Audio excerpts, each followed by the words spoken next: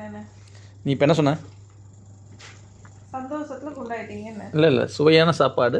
ஆமாம், அப்பா கிட்ட அம்மா சாப்பாட்டுக்கு வந்து அம்மாவோட சாப்பாடை யாருமே இது வரைக்கும் குறை சொல்ல மாட்டாங்க. அம்மா அவ்வளோ ருசியாக தான் சமைப்பாங்க. அப்படியாமா?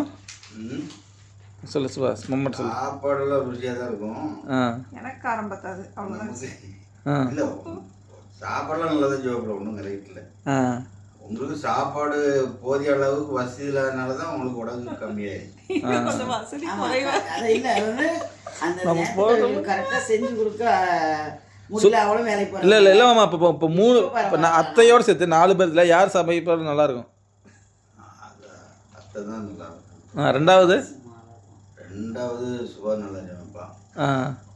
மூணாவது அப்புறம் தனம் சமைப்பா, தனம் நல்லா சமைப்பா. அப்புறம் பவி எதாக இருந்தாலும் சாப்பிட்டு போயிடுவா, அவ்வளோதான். என்ன மாதிரி சாப்பிட்டு சமைக்கிறது சமைக்கிறதா